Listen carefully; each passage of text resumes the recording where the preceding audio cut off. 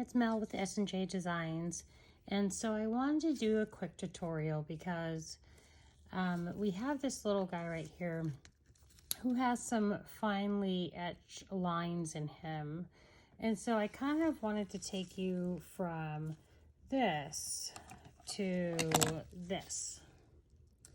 And so I wanted your finished products to look like this. You can see that the etched lines are in gold, and then I have some yellow. I do need to clean him up a little bit, but there is some yellow that's been painted in, as well as some green on his leaf. So I kind of wanted to help you more with the gold etching that you're seeing. I know that we've had people say that they have tried, and it's not just with this particular mold, but even with other mold makers molds, that they've had some issues with the fine lines. Either they'll paint them and then they'll go to wipe them off with rubbing alcohol or whatever agent they're using, baby wipe. Some people use acetone, whatever they're using to wipe it off. They're wiping off the paint with it, and so it's not staying in the etch lines. Or we also have like the other side of the spectrum where people are putting paint on it and it's not coming off at all, no matter what they're using. And so I kind of want to do a quick tutorial. I really like this gold paint. You can see I did this floral print, covered the whole thing in the gold paint, waited, maybe an hour or two, just because I forget things a lot. And then I came back and I rubbed it with rubbing alcohol in a paper towel, and it came out actually really nice. So this is the gold acrylic paint that I use. I don't know if you can see if I can lift that a little bit. So this is the gold acrylic paint that I like to use on these pieces, or that I have used on these pieces. It's a 24 karat gold, and it's made by Deco Art. I don't have a preference on acrylic paints. I will say that there is a brand that I use on some of my wood signs that I wouldn't recommend, which is this brand. They make different velocities of it. This particular one, though, that I use, when I paint it on resin pieces, I notice that when I go to wipe it off, it can be a little bit gummy and rubbery almost when I take it off. So I really don't like to use this one unless I have nothing else. Like, my kids steal my paints all the time. So unless I don't have something else, I don't use it. The yellow that I colored and the green that I colored on this piece, I actually used this brand of paint pen. I really like this brand. It might not be for everybody. It's just what works for me, especially when I'm trying to color in the details, as far as like, the eyes on here and the green that I used on this piece. That's actually what's on there. The reason why I like this particular brand of pen is because I don't have to go over it over and over again. I paint it on and it seems to stay quite well for me. Now, I've also used this brand to etch the lines, like painted within the fine lines, and then, waited 10 minutes and then wiped it off, and it's been fine. But I kind of wanted to let you know, I also don't have like a set in stone pen. Like, those are not the only brands of pens that I use. I use, this brand. I have these. I mean, I have hundreds of pens that I use. I'm not endorsing anything. What I will say is, you're going to have to, I even have this. I don't know what that brand that is. So, I mean, it just kind of depends. Like, I like color selection. I've gone through a lot of pens. This particular brand, I use the most of, because like I said, I'm able to paint details on the face of this, and I literally paint that yellow once, I let it dry, and then that's it.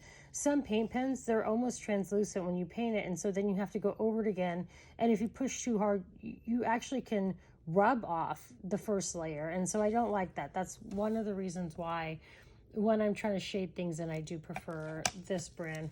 Again, to each their own. Try different, you know, pens, see what works for you. That's just happens to be what works for me. So anyways, enough of my chatter. I'm going to go ahead and show you how to paint this with the gold art, Deco Art paint. So let's get started. Okay guys, so I have a bunch of these little cheap paintbrushes that I don't like cleaning paintbrushes.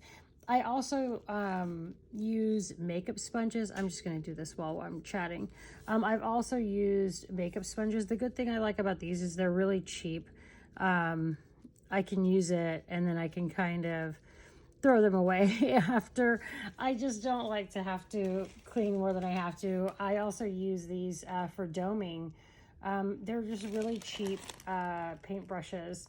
And so if I can avoid cleaning something, I will. So I also use, and I'm trying to get one out of the package, I also use these little makeup sponges sometimes if I'm, you know, just wanting to rub it on really quick. I'm using this paintbrush right now just because I'm trying to get into those little fine lines and creases. And so with this paintbrush, I could kind of control a little bit more and get deeper into those little etched lines that are on this pumpkin.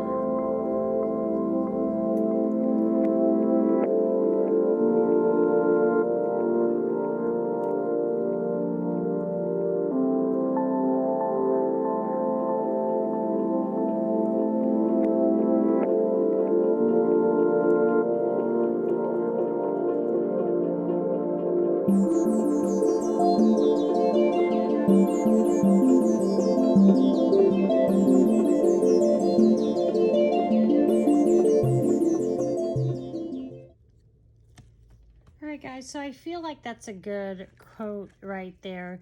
So I'm going to let this sit for about, I don't know, I'm going to say about 30 minutes just to be safe. I want to make sure that it's completely dry before I try and wipe it off.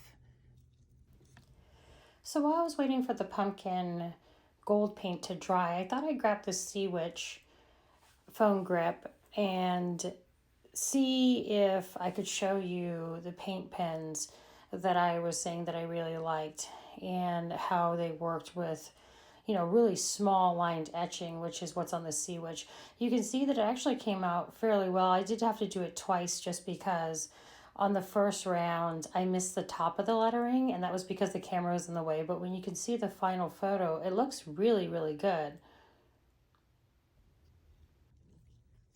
Hey guys, it's been about 20 minutes. I touched it. I mean, it feels pretty dry.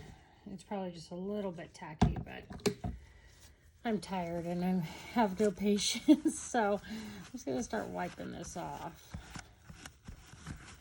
Now you can see it doesn't come off like in one swoop. I do have to work at it. I am using 99% rubbing alcohol. And a paper towel, and I'm just kind of applying a little bit of pressure.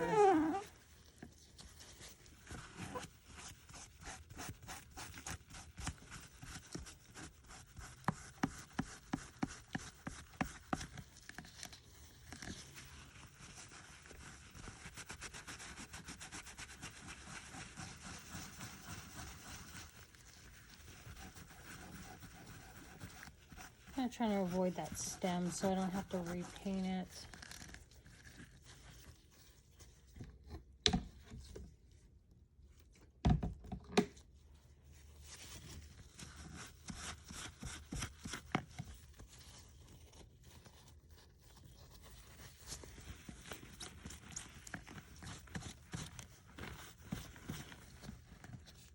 So you can see the lines look really good. I mean, I guess if I wanted to go over it again, I could, but I don't feel like I need to. If you look at it, you can see the etching came out really good.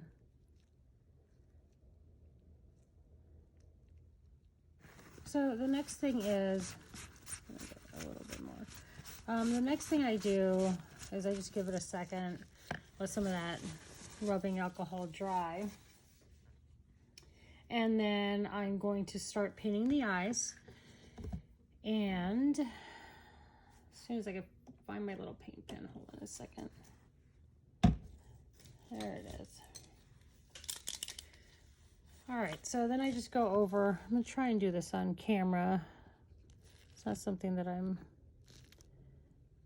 used to doing. Hopefully my hand's not blocking, but I just carefully kind of follow the outlines.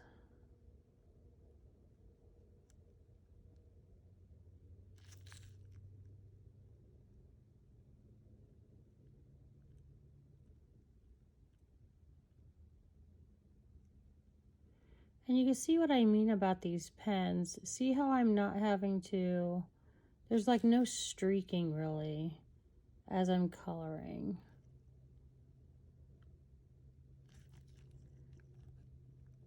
Just has a really good coverage.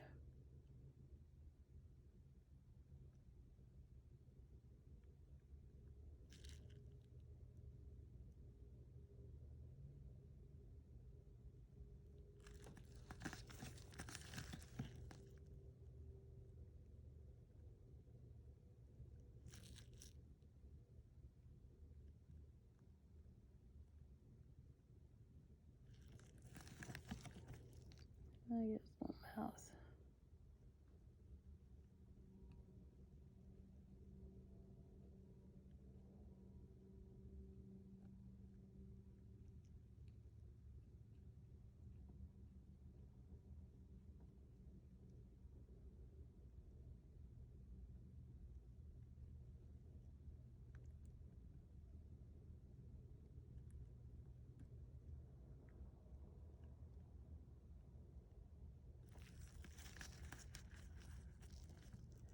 And then his nose.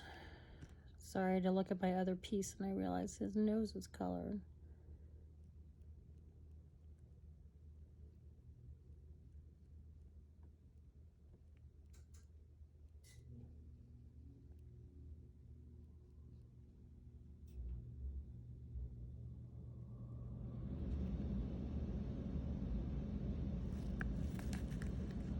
Okay, so there's his nose.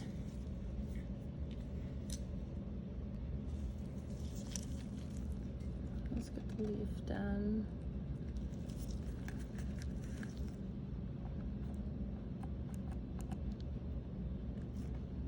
Sorry guys, I can't really see.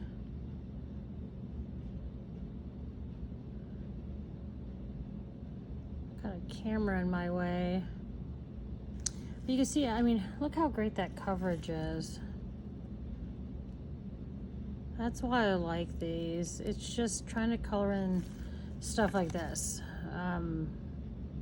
Like I said, there's other pens out there that I use too, because this brand only has a certain amount of colors in the box, but I like stuff like this where I don't have to go over it a second time and risk streaking it. So you can see that went fairly quickly, you guys. I mean, it might not seem like it, but it actually did go pretty quickly. I painted the gold on with a paintbrush. You can also use a makeup sponge or you know, one of those black crafting sponge, paint it all over the item, let it dry for about, you know, 20-30 minutes, and make sure that it is dry. Like I said, this one was a little bit tacky, so I was kind of taking my chances, but normally you want to make sure it's like 100% dry before you wipe it off.